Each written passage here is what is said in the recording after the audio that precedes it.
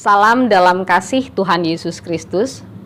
Jumpa lagi dalam program Night Call bersama dengan saya, Pendeta Dewi Sinta, Pendeta Pelayanan Umum Studi Lanjut GPIB.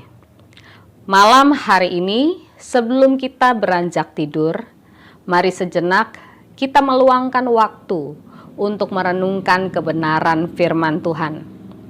Dan sebelumnya, mari kita berdoa. Ya Allah yang Maha Kudus, terangilah kami sekalian dengan kuasa Roh-Mu yang kudus, agar di saat kami membaca serta merenungkan firman Tuhan, Roh Kudus menolong kami memahami maksud Tuhan di dalam firman-Mu, karena kami sadar pengetahuan kami terbatas, namun kami percaya kuasa Roh-Mu yang kudus melampaui keterbatasan kami, sehingga kami dimampukan untuk mengerti maksud firman Tuhan dan melakukannya dalam hidup beriman kami. Di dalam nama Tuhan Yesus kami berdoa. Amin. Ibu Bapak, saudara yang dikasihi Tuhan, pembacaan Alkitab pada malam hari ini terambil dari kitab Kejadian pasal 45 yang akan saya bacakan pada ayat yang keempat hingga ke-8. Demikian dikatakan. Lalu kata Yusuf kepada saudara-saudaranya itu, "Marilah dekat-dekat." Maka mendekatlah mereka. Katanya lagi, "Akulah Yusuf, saudaramu yang kau jual ke Mesir. Tetapi sekarang janganlah bersusah hati dan janganlah menyesali diri karena kamu menjual aku ke sini. Sebab untuk memelihara kehidupanlah Allah menyuruh aku mendahului kamu. Karena telah 2 tahun ada kelaparan dalam negeri ini, dan selama 5 tahun lagi orang tidak akan membajak atau menuai. Maka Allah telah menyuruh aku mendahului kamu untuk menjamin kelanjutan keturunanmu di bumi ini dan untuk memelihara hidupmu, sehingga sebagian besar daripadamu tertolong. Jadi bukanlah kamu yang menyuruh aku ke sini, tetapi Allah. Dialah yang telah menempatkan aku sebagai bapa bagi Firaun dan tuan atas seluruh istananya dan sebagai kuasa atas seluruh tanah Mesir." Demikian pembacaan firman Tuhan. Ibu Bapak, saudara yang dikasihi Tuhan Yesus Kristus, mengawali perenungan ini, saya mau mengajak kita merenungkan dari peristiwa yang dialami sepasang suami istri bernama Suroto dan Elizabeth. Keduanya dianugerahkan seorang putri yang cantik, anak satu-satunya bernama Adesara. Pasangan suami istri ini sama sekali tidak pernah menyangka bahwa mereka akan menelan pil pahit, yaitu kehilangan anak satu-satunya karena dibunuh oleh mantan pacar anaknya itu. Mereka sangat terpukul dan pilu menghadapi kenyataan bahwa mereka tidak dapat lagi bersama dengan anak terkasihnya. Terlebih kepergian anak terkasih karena peristiwa pembunuhan. Mereka mengakui bahwa tidak mudah untuk sampai pada pengampunan. Suroto dan Elizabeth memang kemudian mengampuni para pelaku yang telah menghabisi nyawa anaknya. Mereka berusaha menerima peristiwa itu dalam penyerahan diri pada Tuhan. Yang mereka ingat bahwa Tuhan sangat mengasihi mereka. Dan Tuhan pun menginginkan mereka, menginginkan setiap umatnya untuk hidup dalam pengampunan satu dengan yang lain. Ibu Bapak, saudara yang dikasihi Tuhan Yesus Kristus, pengampunan adalah terminologi yang sangat khas dalam pengajaran iman Kristen. Dasar utamanya adalah karena Allah sendiri telah berkenan mengampuni manusia dari segala dosa dan kesalahannya. sehingga manusia dapat datang kepada Tuhan dengan leluasa, karena pengampunan itu datang dari Allah dan berinisiatif dari Allah itu sendiri. Allah datang ke dalam dunia menjelma dalam rupa manusia, berinisiatif untuk mendatangkan anugerah yang menyelamatkan kepada manusia. Maka pengampunan Allah adalah pembebasan yang melegakan. Pada peristiwa yang dialami oleh Yusuf dengan saudara-saudaranya, kita menyaksikan kekuatan kasih Tuhan di dalam diri Yusuf, hingga ia dapat mengampuni perbuatan saudara-saudaranya yang menyakitkan.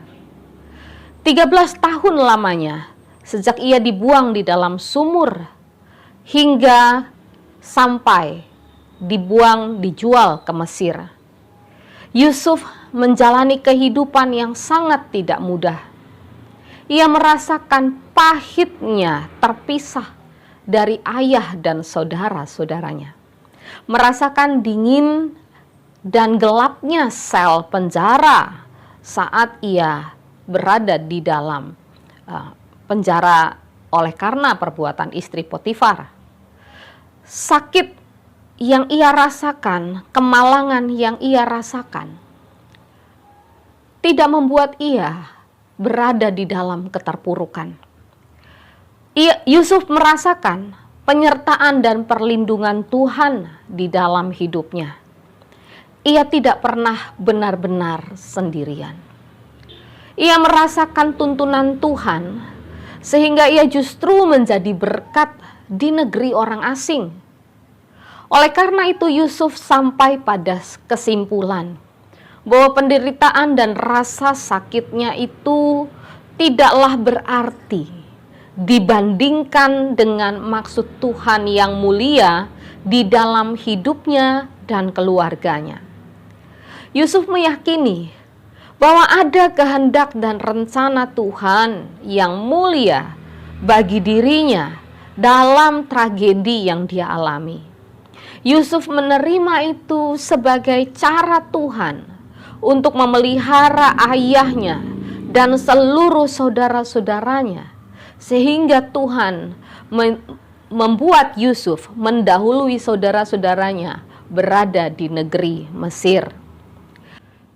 Bapak, Ibu, saudara-saudara yang dikasihi Tuhan Yesus Kristus, melalui dua kisah dalam perenungan ini, yaitu kisah sepasang suami istri, Bapak Soroto dan istrinya Elizabeth, juga kisah dari Yusuf dengan saudara-saudaranya, kita mendapatkan pencerahan tentang bagaimana dapat mengampuni sesama kita.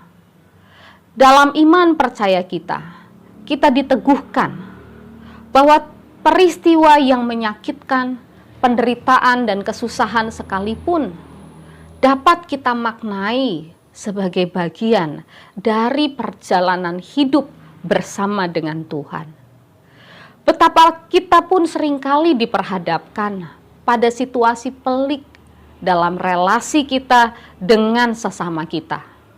Entahkah itu relasi antara suami istri, orang tua anak, kakak beradik, ataupun dengan setiap orang yang ada di seputar kehidupan kita. Seringkali kita mengalami hal-hal yang menyakitkan, mengecewakan, memilukan, pahit. Mungkin ada di antara kita yang bahkan hingga saat ini masih belum bertegur sapa dan masih menyimpan amarah dalam hati, sehingga tidak mudah untuk dapat mengampuni, memaafkan orang-orang atau setiap orang yang mungkin melakukan kekeliruan atau kesalahan pada diri kita. Saya sangat mengerti Bapak Ibu bahwa memaafkan dan mengampuni adalah hal yang tidak segampang atau tidak semudah yang dikatakan. Hati kita ini yang merasakan pedih dan sakitnya. Namun bagaimanapun kita patut kembali kepada Tuhan. Bagaimanapun kita patut menyadari apa yang Tuhan kehendaki dari hidup kita, yaitu hidup dalam pengampunan satu dengan yang lain. Kita patut datang kepada Tuhan dan memohon tuntunan Roh Kudus untuk kita memahami mengapa kita harus menjalani atau mengapa kita harus menerima peristiwa yang menyakitkan di dalam hidup kita. Melalui firman Tuhan malam hari ini kita diajak memaknai bahwa peristiwa yang mengecewakan, menyakitkan, memilukan adalah bagian dari perjalanan hidup bersama dengan Tuhan.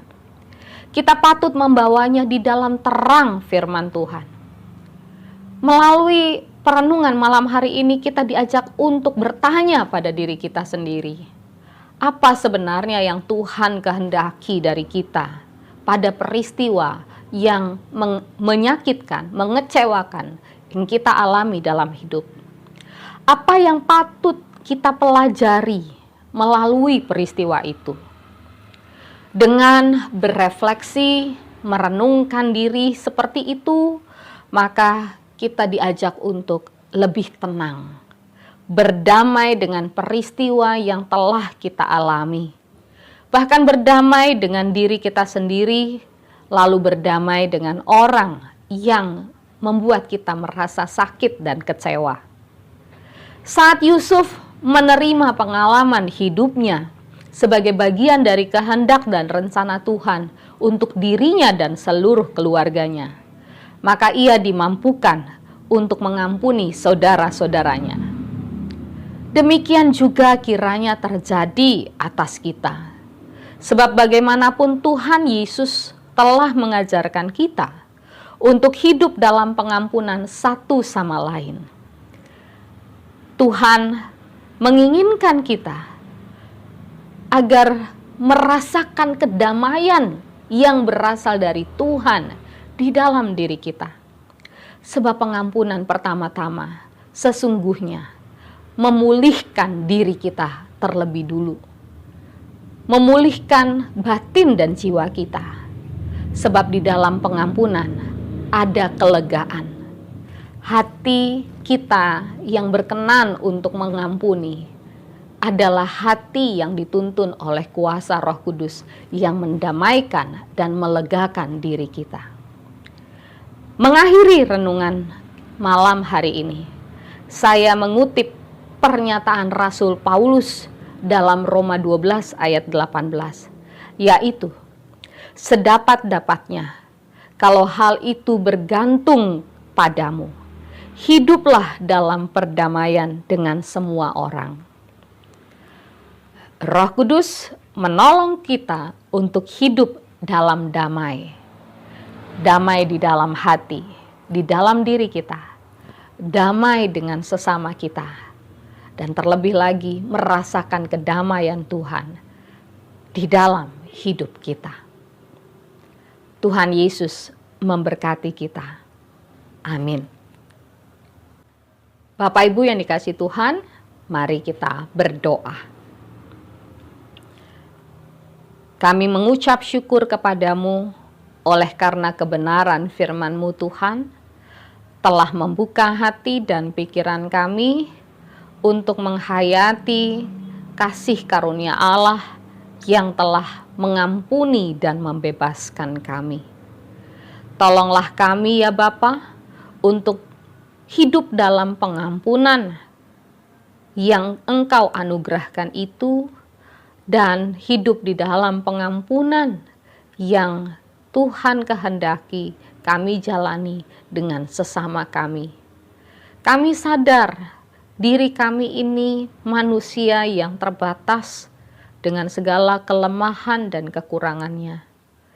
Kami seringkali tidak mampu untuk menanggung rasa sakit dan kecewa oleh karena perbuatan orang lain. Namun Tuhan, kehendak-Mu yang mulia menuntun kami untuk hidup dalam pengampunan dengan sesama kami. Maka berkenanlah kiranya Roh-Mu yang kudus meneguhkan iman percaya kami, membuka hati dan pikiran kami, membuka diri kami untuk dapat mengampuni setiap orang yang telah menyakiti dan mengecewakan kami. Malam hari ini sebelum kami terlelap, ya Tuhan, berilah kepada kami tuntunan Roh-Mu yang kudus, kedamaian di dalam diri kami. Berikanlah kekuatan bagi kami untuk dapat mengampuni setiap orang yang bersalah kepada kami. Sebab Engkau sendiri terlebih dahulu telah mengampuni kami yang bersalah dan penuh dosa ini. Ya Bapa di dalam surga, biarlah kami belajar dari setiap peristiwa kehidupan yang kami alami, bahwa tidak ada satupun yang Tuhan izinkan terjadi dalam hidup kami tanpa di dalamnya ada maksud Tuhan bagi kami. Ya Bapa, biarlah hikmat kuasa Roh-Mu yang kudus membuat kami belajar dari setiap peristiwa kehidupan dan hadir menjadi berkat di tengah-tengah kehidupan di mana kami berada. Dalam istirahat kami malam hari ini, kiranya Roh-Mu yang kudus memberikan kedamaian dan kelegaan bagi kami. Inilah doa kami yang kami naikkan di dalam nama Tuhan Yesus, Juru Selamat yang hidup. Amin. Demikian Night Call malam hari ini. Selamat beristirahat. Tuhan Yesus memberkati kita.